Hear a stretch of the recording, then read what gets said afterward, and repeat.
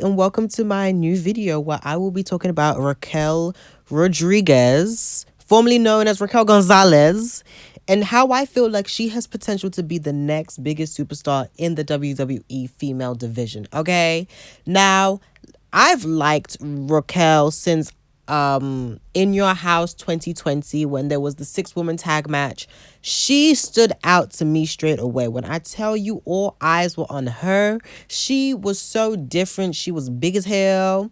She was a big bitch. She did moves that I've not seen from any other woman except from Bianca Belair and the Rhea Ripley's. Like, she stood out, okay? She is not like any other female wrestler that you've seen, okay? When it comes to movesets, she is motherfucking unique, okay? So I saw her in that match and I was instantly transfixed with her. And then you go on to NXT War Games and she was the winner of that match, pinning the champion. I knew from then on that Raquel Rodriguez is that girl. And she is going to be stepping on next. So then when she won the NXT title from Io Shirai, I was really happy. I thought she was the only woman on the roster who was credible enough to defeat Io Shirai. And she did just that. Now, her title reign. Let's talk about that very briefly. I love Raquel, but she did not and does not have a character, and that's the one thing that hinders her from being a top female. Like, when she became champion, I was like, oh my god, yes, but I think I was so transfixed on her moveset that I didn't realize that on the mic and character wise she had nothing else to give. She was a one-trick pony, period. Okay, so she was incredible in the ring, but when it came to being on the mic and having a whole character, it was like so bland, so unseasoned, so pale, so white and Caucasian. But during her title reign, she didn't have many great matches or great feuds. The only one I can say where I genuinely loved it from start to finish was the Dakota Kai feud. The match was great. The feud was great. But I feel like they should have held off because it should have been Dakota the one to defeat Raquel Gonzalez for the championship, not Mandy Rose. Not Mandy Rose. Should I do a video on Mandy Rose and how mediocre she is? I feel like I should. But anyways, that was the only match and feud that I liked from Raquel's reign. And then I think she held the title for like 200 days. And then she ended up losing to Mandy Rose in a very mediocre, okay match. Well, that match she carried Mandy and made her look somewhat decent, but it still wasn't enough to make her look like a star. So that happened, and then Raquel, she came to the main roster. She went to SmackDown, and she had her match against Ronda Rousey and Shotzi Blackheart, and in those matches she showed up and she showed out. When I tell you, when Raquel Rodriguez is in a match, you can't help but look at her. Even if she was in there with the 4 horsewomen, you're going to watch her the entire time because she's so unique.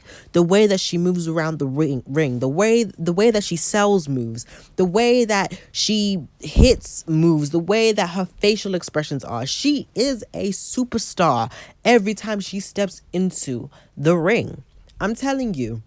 The only thing she needs to get to the top of the division and be credible enough for everyone to know that she is championship material is for her to have a character. Like, every time she goes out, she just smiles like a fucking lunatic. Like, you are 7 foot, bitch. You are built like a motherfucking Amazon, bitch. Like, why you built like Shaquille O'Neal? Why are you smiling like you are at a fucking circus? Like, bitch, you supposed to be breaking necks. You supposed to be pulling arms and pulling legs and, pulling off eyebrows. Why are you in there smiling like someone has offered you cotton candy?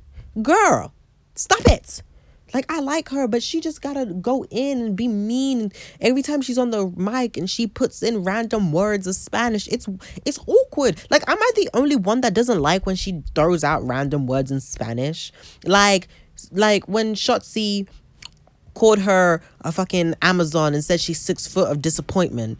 What the fuck? Raquel's gonna smile and be like, mi amor, pourquoi, girl, I don't know, gringo. She just, what, can you, like, I don't understand what you're saying. And when you do speak Spanish, it doesn't sound like you're trying to be intimidating. Like, when she speaks Spanish, it's like she's trying to seduce her. Like, Shotzi just called you a big ass bitch who's a disappointment, and you gonna roll your R's and get all up in her face like you trying to get in her panties and suck her pussy or something. Like, no, bitch. Drag that bitch. Like, when you speak Spanish, put some power behind those words. Make me think that you're gonna pull out a gun and hold it to her head and shoot the bitch. Like, that's, girl, what is it about the big girls that can't speak on the motherfucking mic? Like, Nia Jax, she's so big, but every time she go on the mic, I thought I was watching Keeping Up with the Kardashians. Why did she sound like that? Now, Raquel, all you need to do is get a character. I don't know what type of character Raquel could have.